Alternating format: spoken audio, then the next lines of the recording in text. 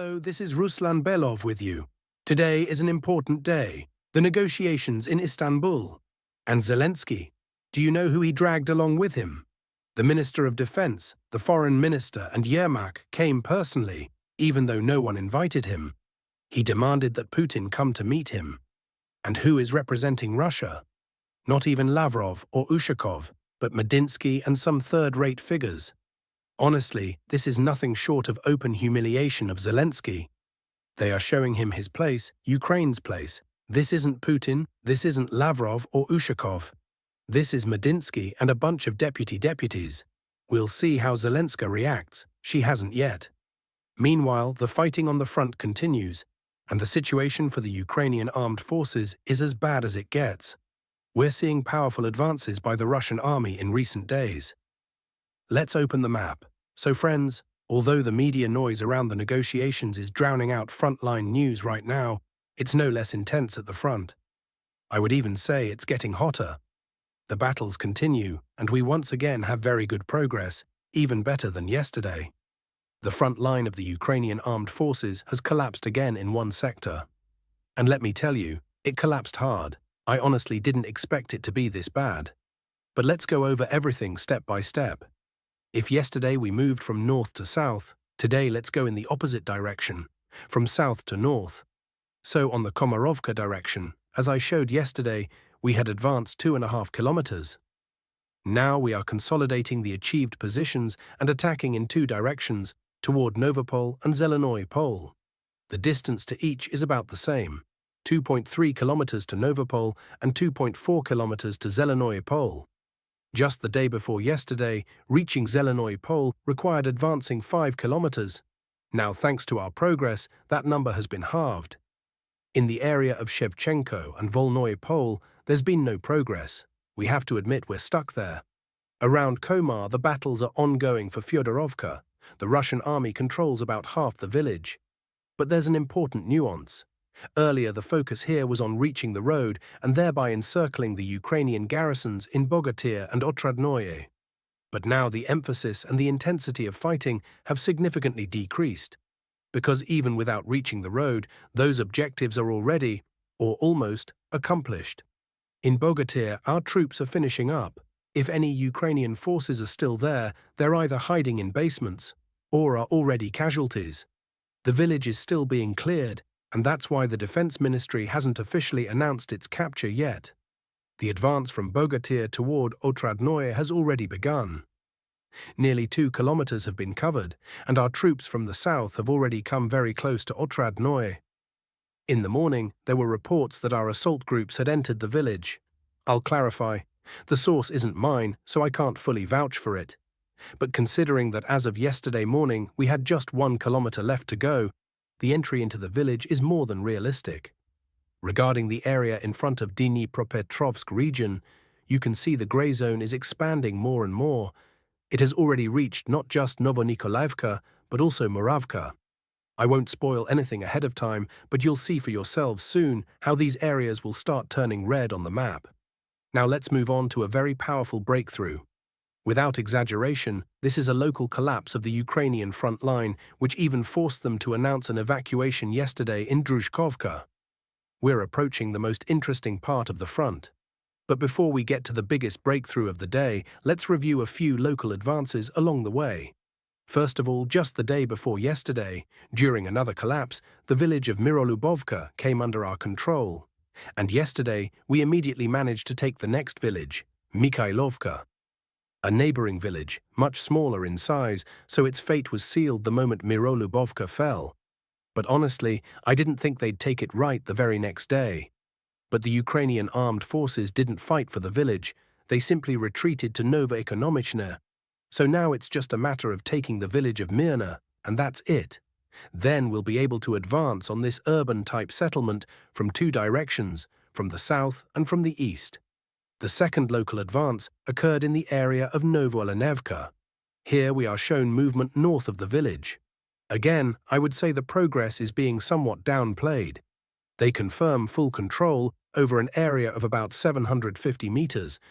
Well, fine, let it be so. Now let's move on to the most significant advance of yesterday, Although, to be precise, it's not just an advance, it's a local collapse of the front. So what happened here? There was a breakthrough from Alexandropol to Zaria. Now pay attention to the figures.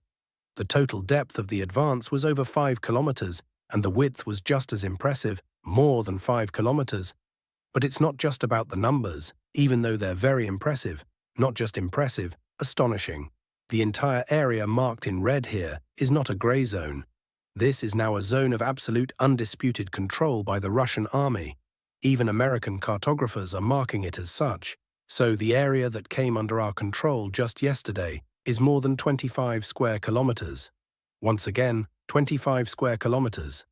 Just remember, the day before we took a 20 square kilometer area, and yesterday it was almost 25. Just a month ago, such figures seemed like fantasy. If you recall, back in March and April, the daily advance of the Russian army was only about 8 to 10 square kilometers.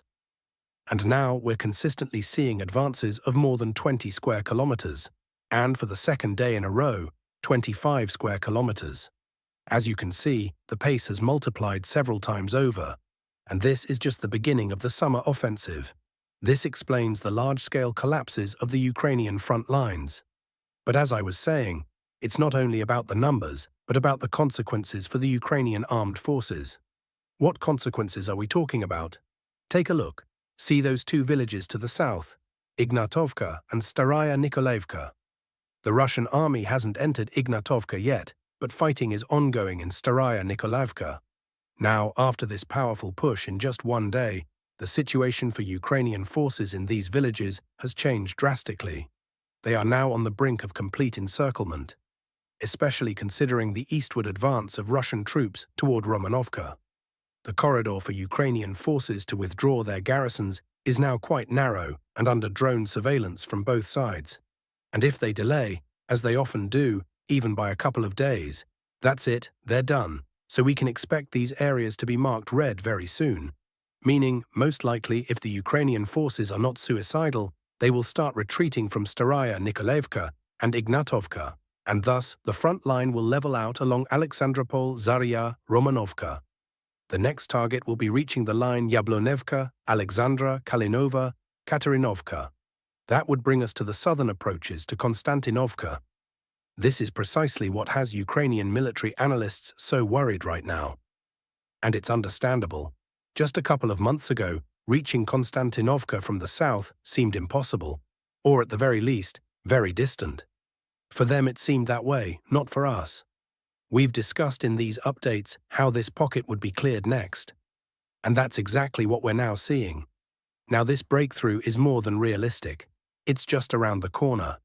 That's why Ukrainian analysts are in panic mode, and that's why an evacuation was announced yesterday in the Druzhkovka district. Let's move on.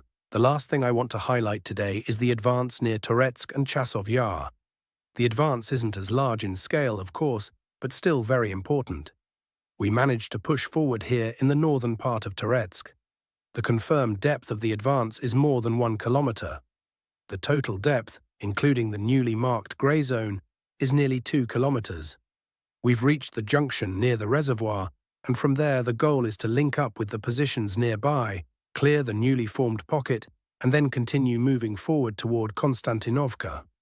Once again, Konstantinovka will be the main battleground during the summer offensive. Important news is also coming in from Chasov Yar. The Russian army continues clearing the central part of the city, and fewer buildings remain under Ukrainian control. It looks like the fate of this city will be decided in the coming weeks. This is especially crucial for the battle for Konstantinovka, as the approach to the city might come not only from the south, but from the west and east as well. A simultaneous advance on the city from several directions could decide its fate very quickly, especially since the high ground near Chasov Yar is likely to fall under Russian control. Ukrainian forces are holding on to Chasov Yar with their last strength, but the Russian war machine has gained momentum and has no intention of backing down. The situation will be resolved soon. Also, just before recording this video, we received important footage from the settlement of Torsky. The village has completely come under Russian control. Confirming footage appeared online today. With the capture of this key location, Russian forces now have a good opportunity to push further south toward Yampol and Zakitne and cut off the Ukrainian supply lines in the Seversk area, effectively putting the entire large Seversk pocket under Russian control. I'll remind you that this front hadn't changed much since the start of the war, mostly due to mistakes by the Russian command. Well, that's all I have on the frontline situation for today. I'd like to say a few words about politics. The draft agreement reached in Istanbul in 2022 could still serve as the basis for resolving the conflict, said Rodion Miroshnik, special envoy of the Russian Ministry of Foreign Affairs.